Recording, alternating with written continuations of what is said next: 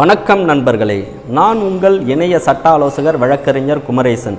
இப்போ நம்ம பார்க்க போகிற தலைப்பு மிகவும் முக்கியமான ஒரு தலைப்பாக இருக்கிறது. பொருளாதார ரீதியாக சமூகத்தில் நிலவுகின்ற மிகப்பெரிய ஒரு உச்சபட்ச பிரச்சனையில் ஏற்பட்ட வழக்கில் பிறப்பிக்கப்பட்டுள்ள உயர்நீதிமன்ற தீர்ப்பு குறித்து இந்த காணொளியில் பார்க்கலாம். பொதுவாக பார்த்தீங்கன்னா சமூகத்தில் மக்களாகிய நாம் பல்வேறு சூழ்நிலைகளில் வங்கியில் கடன் வாங்குவது வழக்கமான ஒன்றாக இருக்கிறது.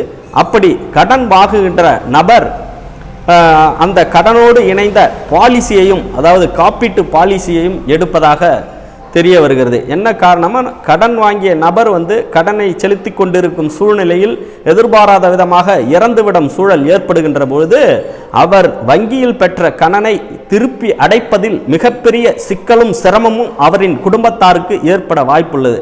அதனால் அந்த சிக்கலை களைவதற்காக கடன் பெற்ற நபர் இறந்துவிடும் சூழலில் அவர் கடன் பெறும்பொழுது ஏற்படுத்தப்பட்ட பாலிசி, அதாவது காப்பீட்டு பாலிசியிலிருந்து வழங்கக்கூடிய முதிர்வு தொகையை வைத்து அந்த வங்கியில் பெற்ற கடனை அடைப்பதற்கு ஏதுவாக இருக்கும் என்ற ஒரு போக்கு நிலவுவதால் பொதுவாக கடன் வாங்குகின்ற நபர் இந்த கடனோடு இணைந்த காப்பீட்டு பாலிசியையும் எடுக்கிறார்கள். இது அனைவருக்கும் நமக்கு தெரிந்த ஒன்றாகத்தான் இருக்கிறது. இது போன்ற ஒரு சூழல் வருகின்ற பொழுது ஒரு நபர், சென்னையை சார்ந்த திருவேற்காடு பகுதியில் இருக்கக்கூடிய லட்சுமி என்ற நபர், அவருடைய கணவர் அதாவது ஒரு வங்கியில் கடன் பெற்றிருக்கிறார். அந்த கடன் தொகை பார்த்தீங்கன்னா 71 லட்சம் ரூபாய் கடன் பெற்றிருக்கிறார். கடன் பெறும்போதே ஐசிஐசிஐ லம்பார்டு காப்பீட்டு நிறுவனத்தில் அதே தொகை 71 லட்சத்துக்கும் பாலிசி எடுத்திருக்கிறார், காப்பீட்டு பாலிசி. இப்படியான சூழ்நிலையில் அந்த கடன் தொகையையும் அந்த நபர் திருப்பி செலுத்தி கொண்டிருந்தார். மேலும் இந்த பாலிசிக்கான பிரீமியம் தொகையும் தொடர்ச்சியாக செலுத்தி கொண்டிருந்த சூழ்நிலையில் கடந்த கொரோனா 2வது அலையின் போது மாரடைப்பு ஏற்பட்டு இறந்து விடுகிறார். அப்படி இருக்கின்ற சூழ்நிலையில் அந்த இறந்த நபருடைய மனைவி இந்த காப்பீட்டு நிறுவனத்தில் கணவர் இறந்ததற்கான காரணங்களை கூறி அவர் பிரீமியம் செலுத்தியதற்கான முதிர்வு தொகை, அந்த பாலிசிக்கான முதிர்வு தொகையை கேட்டு இந்த ஐசிஐசிஐ லம்பார்டு காப்பீட்டு நிறுவனத்தில் விண்ணப்பம் தாக்கல் செய்கிறார். அப்போ பார்த்தீங்கன்னா அந்த விண்ணகத்தை பரிசீலித்த காப்பீட்டு நிறுவனம் இந்த நபர் மாரடைப்பால், அதாவது இந்த லட்சியினுடைய கணவர் மாரடைப்பால் இறந்ததாக திருவேற்காடு நகராட்சி அலுவலகத்தில் பதிவு செய்யப்பட்டிருக்கிறது. இவருடைய இறப்பில் போதிய புலன் விசாரணை செய்யப்படவில்லை. இவர் அவருடைய பிரேத பரிசோதனை செய்யப்படவில்லை. இது போன்ற டெக்னிக்கல் காரணங்களை காண்பித்து இந்த லட்சுமி என்பவருடைய பாலிசி முதிர்வு தொகை பெறுவதற்கான கோரிக்கை மனுவை நிராகரித்து உத்தரவு பிறப்பித்தது. உடனே அந்த லட்சுமி என்பவர் சென்னை உயர்நீதிமன்றத்தில் மனு தாக்கல் செய்கிறார். இது போன்று கணவர் கடனை திருப்பி செலுத்தி கொண்டிருந்த கணவர் மற்றும் பாலிசிக்கான பிரீமியத்தை திருப்ப செலுத்தி கொண்டு வந்திருந்த நபர் இது போன்ற மாரடைப்பால் இறந்து விட்டார். அதாவது 2வது கொரோனா அலையின் போது அந்த காரணத்தினால பார்த்தீங்கன்னா பிரேத பரிசோதனை செய்யப்படவில்லை. இதையெல்லாம் குறித்து அவர் வழக்கு தாக்கல் செய்கிறார். அதாவது இந்த லம்பார்டு ஐசிஐசிஐ லம்பார்டு காப்பீட்டு நிறுவனத்தினுடைய உத்தரவை ரத்து செய்து தன்னுடைய கணவர் செலுத்திய பிரீமியம், அதற்கான 71 லட்சம் ரூபாய் முதிர்வு தொகையை அந்த லட்சுமி என்பவருக்கு வழங்குவதற்கு உயர்நீதிமன்றம் இந்த ஐசிஐசிஐ லம்பார்டு காப்பீட்டு நிறுவனத்திற்கு உத்தரவிட வேண்டும் என்று உயர்நீதிமன்றத்தில் மனுவை தாக்கல் செய்கிறார். அதில் பார்த்தீங்கன்னா இந்த காப்பீட்டு நிறுவனம் தரப்பில் ஆஜரான வழக்கறிஞர்கள் பார்த்தீங்கன்னா இது உயர்நீதிமன்ற விசாரணைக்கு ஏற்புடையது அல்ல, இது குறை தீர்க்கும் தீர்ப்பாணையத்தில் தான் அவங்க மனு தாக்கல் செய்யலாம். மேலும் இந்த இறந்த நபருடைய மாரடைப்பு இது பிரீமியத்தினுடைய நிபந்தனைகள் சரியாக பொருந்தவில்லை என்று அவர்கள் தரப்பு வாதத்தை கூறியிருக்கிறார்கள். இருதரப்பு வாதத்தையும் விசாரித்த உயர்நீதிமன்ற நீதிபதி இளந்திரையன் அவர்கள் ஒரு வரலாற்று சிறப்புமிக்க தீர்ப்பை பிறப்பித்துள்ளார். என்ன விஷயம்னா, பொதுவாக இந்த நபர் இறந்ததற்கு இந்த காப்பீட்டு நிறுவனம் டெக்னிக்கல் காரணங்களை பார்க்கக்கூடாது. இது கொரோனா 2வது அலையின் போது இறந்த நபர், அதனால் பிரேத பரிசோதனை செய்யப்படவில்லை.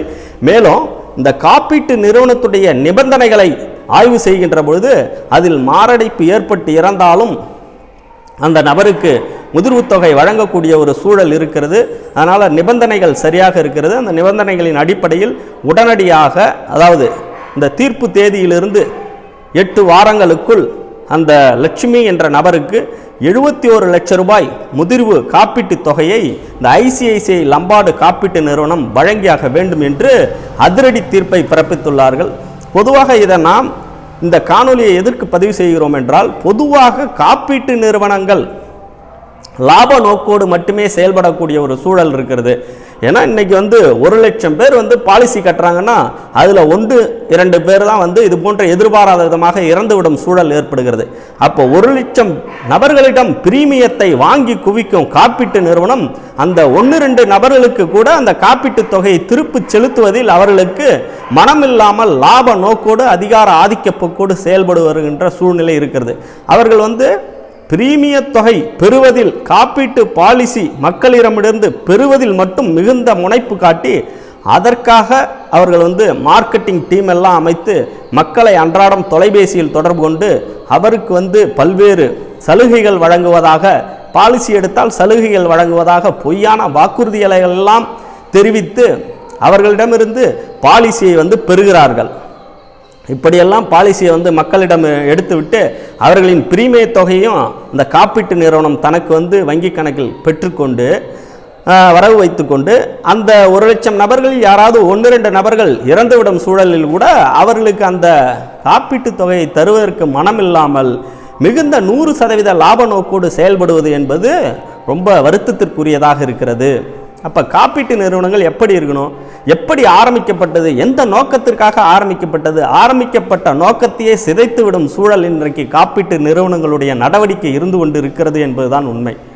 அப்போ பார்த்தீங்கன்னா எந்த நோக்கத்துக்காக ஆரம்பிக்கிட்டாங்க, இப்போ பிரீமியம் இயலாதவர் நிலையில் இருக்கக்கூடியவர்கள் காப்பீடு பிரீமியம் செலுத்துகிறார்கள். அவர் இறப்பிற்கு பிறகு அவர் குடும்பம் பொருளாதார ரீதியாக பாதிக்கப்பட்டு விடக்கூடாது, இந்த காப்பீட்டு முதிர்வு தொகை வந்தால் அவர்கள் அந்த ஒரு நபரை இழந்த குடும்பத்தில் இருக்கக்கூடிய பொருளாதார நிலை சமசீராக பாதுகாக்கப்படும் என்ற நோக்கத்தின் அடிப்படையில் தான் இந்த காப்பீட்டு நிறுவனங்கள் மக்களிடம் பாலிசி தொகையை பேசி வாங்குகிறார்கள். இப்போ பாலிசியை பெறும்போது பல்வேறு விதமான கவர்ச்சிகரமான பொய்யான வாக்குறுதிகளை எல்லாம் தெரிவிப்பது நமக்கு தெரிந்த ஒன்றாகத்தான் இருக்கிறது.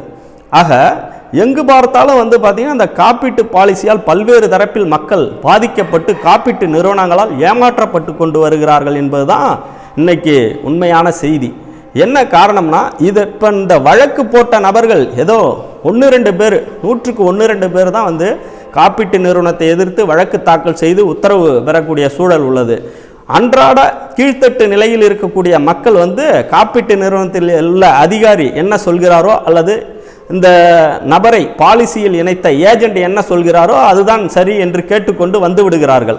இப்படியான சூழ்நிலை. அப்போனா பார்த்தீங்கன்னா பொருளாதார ரீதியாக பின்தங்கிய மக்கள் தான் இன்றைக்கி 70% தாண்டி இருக்கிறார்கள். அவர்களை குறிவைத்தே இந்த காப்பீட்டு நிறுவனம் இதுபோன்ற ஏமாற்று மோசடி வேலைகளில் ஈடுபடுவதை வாடிக்கையாக்கி வருகிறது என்பது அன்றாட செய்தித்தாள்களில் வரக்கூடிய செய்திகள், தொலைக்காட்சி செய்திகள் மூலமாக நமக்கு தெரிய வருகிறது. இப்போ காப்பீட்டு நிறுவனங்கள் தனது எண்ண போக்கை, லாப நோக்க அடிப்படையிலான எண்ண போக்கை சற்று தளர்த்தி கொண்டு மக்கள் பயன்பாடு அடையக்கூடிய நோக்கிலும் ஒரு குறிப்பிட்ட பர்சன்டேஜ் அவங்க ஒதுக்கீடு செய்து அதை நடைமுறைப்படுத்தலாம். அப்போ அதனை ரிசர்வ் பேங்க் என்று சொல்லக்கூடிய வங்கிகள் மற்றும் அரசாங்கங்கள் இந்த காப்பீட்டு நிறுவனங்கள் என்ன செய்து கொண்டிருக்கின்றன என்று கண்காணித்து அவர்களுக்கான ஒரு கெடுபிடியான சட்டத்தை, அதாவது மக்கள் பயன்பாடு அடைகின்ற வகையிலும் காப்பீட்டு நிறுவனங்கள் பயன்பாடு அடைகின்ற வகையிலும் ஒரு நடுநிலையான ஒரு சட்ட வடிவமைப்பினை வழங்கி அதை காப்பீட்டு நிறுவனங்கள் கடைபிடிக்கின்றன என்பதை உறுதி செய்யக்கூடிய நிலையில் இன்னைக்கு அரசும் ரிசர்வ் வங்கியும் இருக்குது. அப்போ தான் மக்கள் பயன்பாடு அடையக்கூடிய ஒரு சூழல் உருவாகும். இல்லைனா மக்கள் இது போன்ற காப்பீட்டு நிறுவனங்களால் ஏமாற்றி வஞ்சிக்கப்படக்கூடிய ஒரு சூழல் இருந்து கொண்டு இருக்கிறது. ஆகவே நண்பர்களே, பொதுவாக சட்டத்தின் அடிப்படை கூறுகளை மக்களிடையே பரவலாக்கி மக்களுக்கு சட்ட விழிப்புணர்வை ஏற்படுத்த வேண்டும் என்ற நோக்கத்தின் அடிப்படையில் இந்த காணொலி பதிவிடப்படுகிறது. ஏன்னு கேட்டிங்கன்னா, சட்டம் விழிப்போடு இருப்பவருக்கே துணை நிற்கிறது. என்ன காரணம், அவர் வழக்கு போட்ட உடனே 71 லட்சம் உத்தரவாகக்கூடிய ஒரு சூழல் அது இருந்தது. அதை தான் அந்த காணொலியில் தான் நம்ம பதிவு செய்தோம் இந்த செய்தியை. அதுபோன்ற சட்டம் விழிப்போடு இருப்பவருக்கே துணை நிற்பதால் மக்களாகிய நாம் மிகுந்த சட்ட விழிப்புணர்வு பெற்ற இருக்க வேண்டிய ஒரு சூழல் இருக்கிறது. ஆகவே இந்த காணொலி பதிவிடப்படுகிறது. இதில் கூறப்பட்ட தகவல்கள் உங்களுக்கு பயனுள்ளதாக இருந்தால் இதை லைக் பண்ணி உங்கள் நண்பர்களுக்கு ஷேர் பண்ணுங்கள். மறக்காமல் நம்ம சேனலை சப்ஸ்கிரைப் பண்ணி பெல் ஐக்கானை கிளிக் பண்ணுங்கள். அப்போ தான் நாங்கள் பதிவிடக்கூடிய அவ்வப்போது வெளிவருகின்ற நீதிமன்ற தீர்ப்புகள் அடங்கிய காணொலியும் அப்டேட் செய்யக்கூடிய சட்டம் சம்பந்தமான தகவல்களும் உங்களுக்கு உடனுக்குடனே வந்தடையும். மேலும் அடுத்து பயனுள்ள சட்ட தகவல்கள் அடங்கிய காணொலியில் உங்களை சந்திக்கும் வரை உங்களிடமிருந்து விடைபெறுபவர் நான் உங்கள் இணைய சட்ட ஆலோசகர் வழக்கறிஞர் குமரேசன். நன்றி, வணக்கம்.